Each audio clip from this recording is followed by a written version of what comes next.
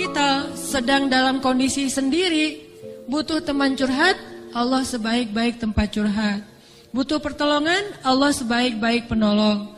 Butuh kebaikan, Allah memiliki segala kebaikan. Butuh jalan keluar, Allah lah yang satu-satunya yang punya jalan keluar dari semua kebuntuan hidup kita. Makin banyak masalah, makin dekat sama Allah. Gak apa-apa kalau kita ngerasa, saya mah gak pede dekat sama Allah. Kenapa? Saya banyak dosa. Kalau gitu dekat sama Allah sebagai pendosa. Gimana dekat sama Allah sebagai pendosa?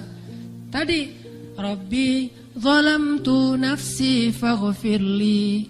Ya Rabbi, saya menzalimi diri saya sendiri, maka ampunkanlah dosa saya. Deketin Allah dengan minta ampun. Gak pede datang ke Allah. Kenapa? Soalnya takut ngecewain Allah. Kan kita udah minta, nanti Allah ngasih. Udah gitu, namanya manusia kadang-kadang kalau udah selesai dari masalah, balik lagi dia. Jauh lagi dari Allah, lalai lagi, dosa lagi, kan suka gitu. Karena kita masih kayak ragu sama kemampuan kita, saya bisa nggak ya istiqomah? Saya bisa nggak ya taubatan nasuha? Daripada nanti saya udah minta sama Allah, Allah tahu banget kalau saya tuh masih labil, kan nggak enak. Udah nggak apa-apa, kita berbuat dosa, datang lagi sama Allah. Dosa lagi, datang lagi sama Allah. Kapan sih Allah pernah putus asa mengampuni dosa hambanya? Yang ada itu adalah hambanya putus asa minta ampun kepada Allah. Allah mah nggak pernah putus asa. Nggak ada kalimat satupun di Al-Quran dan hadis Allah bilang gini, saya gak akan ngampunin dosa kamu lagi. Kenapa? Udah 3 kali saya ampunin, kamu ulangi. Gak pernah Allah ngomong kayak gitu. Baik di Al-Quran gak pernah, di hadis gak ada. Baik hadis Nabi gak ada, hadis Qudsi juga gak ada. Gak ada cerita Allah itu ketika kita datang pertama, ya diampunin. Datang kedua, ya udah deh. Datang ketiga, ini terakhir ya. Allah gak pernah ngomong gitu kan. Pas yang keempat, tidak ada maaf bagimu. Enggak ada Allah ngomong kayak gitu. Selalu, wahai hambaku, qul ya ibadiyalladzina asrafu ala anfusihim. Katakan kepada hambaku yang sudah banyak dosa dan menzalimi diri sendiri. Qul ya ibadiyalladzina asrafu ala anfusihim. Allah tuh baik banget loh sama kita. Allah tahu kita banyak dosa, tapi Allah masih manggil kita tuh ibadi, hambaku gitu coba. Itu panggilan lembut loh dari Allah. Allah kalau kasar panggil nama, ya Hanan, itu kasar tuh. Tapi ya ayah abdi itu lembut. Sama kayak Aisyah kalau marah sama Rasulullah manggilnya Muhammad. Aisyah, ini kata Aisyah sendiri, Aisyah radhiyallahu anha. Jadi kalau Aisyah manggil Rasulullah, ya Rasulullah, itu lagi enak tuh perasaannya, lagi moodnya lagi enak. Tapi kalau ya Muhammad, itu lagi marah. Tapi Rasul dipanggil Muhammad biasa-biasa aja ya. Kita mah kalau dipanggil nama, istri celaka nih, durhaka segala macam, keluar dalil. Nabi aja yang punya dalil nggak pernah ngeluarin, kita yang nggak punya dalil suka ngeluarin, kan aneh tuh. Hadis itu ucapan siapa? Ucapan Nabi kan? Ucapan saya apa ucapan Nabi? Lalu kenapa saya lebih sering mengeluarkan hadis itu daripada Nabi? Kan aneh tuh. Nabi aja yang ucapan beliau sendiri, hadis beliau sendiri, nggak pernah ngeluarin hadis-hadis tentang istri harus kayak gini untuk ngedidik istrinya supaya istrinya tunduk. Nggak. Nabi mah ngeluarkan hadis itu kepada kaum muslimah dalam suasana yang nyaman. Tapi kalau lagi marah nggak mau pakai hadis, nggak mau pakai ayat. Kita kalau lagi marah ayat hadis keluar semua tuh. Jadi taklim kita itu bahan untuk marah gitu. Kalau lagi marah ntar saya keluarin nih ayat-ayat yang kemarin saya dengar di ta'lim. Allah tuh baik banget sama kita. Udah banyak dosa masih manggil abdi, ibadi kalau yang banyak mah. Qul ya ibadiyalladzina asrafu ala anfusihim. Katakan kepada hamba-hambaku, sama kayak ibu manggil ya Bunayya, wahai anakku, anakku. Udah sering ngecewain ibunya, masih dipanggil anakku, nggak dipanggil nama. Saking maha baiknya Allah kepada hamba. Katakan kepada hamba-hambaku yang melampaui batas. Arti melampaui batas berarti dosanya tuh udah nggak kehitung, udah banyak banget. Dia buat zina, dia membunuh, dia minum khamar, kalau sekarang narkoba, dia pokoknya durhaka, ninggalin sholat, semuanya dia lakukan, termasuk perdukunan, syirik.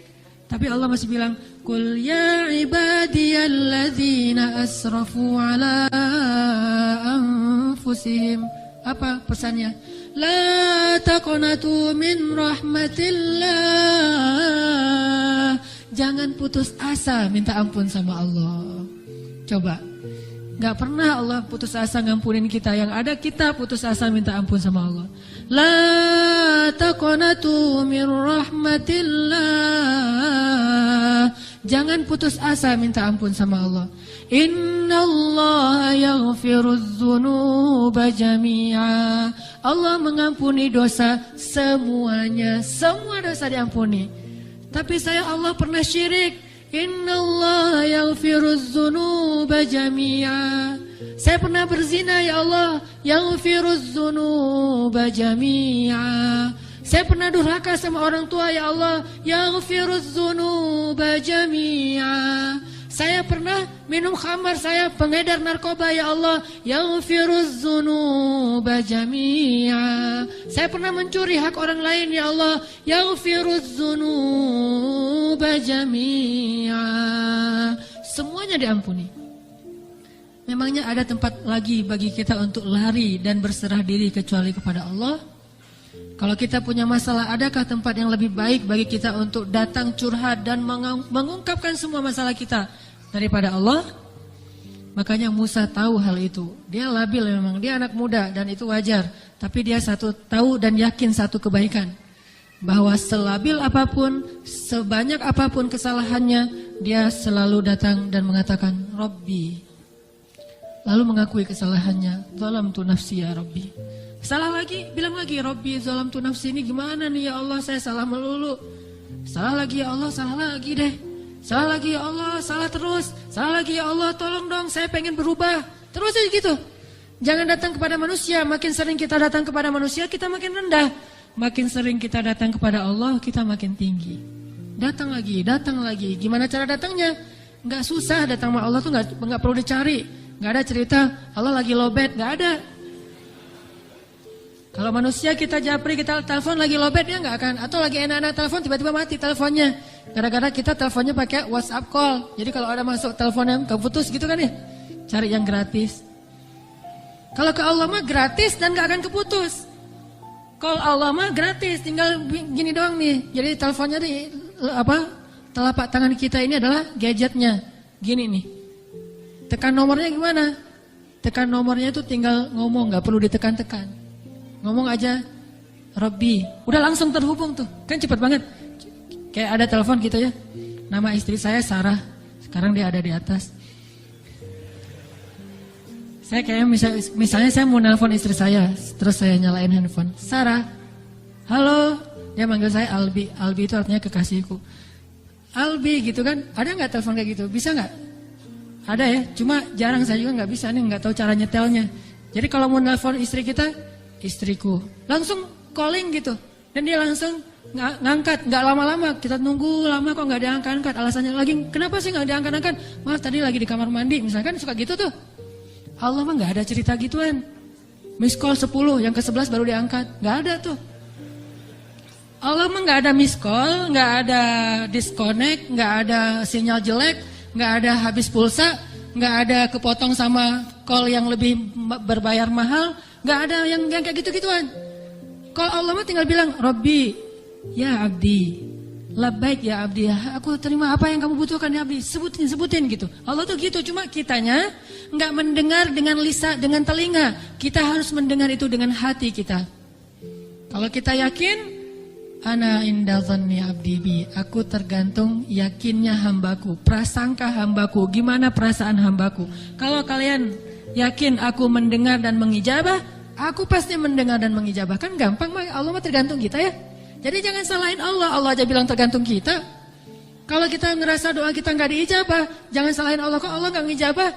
Salahin diri kita, kenapa kita gak yakin Allah mengijabah. Yakin kok, kalau yakin ngapain dipertanyain.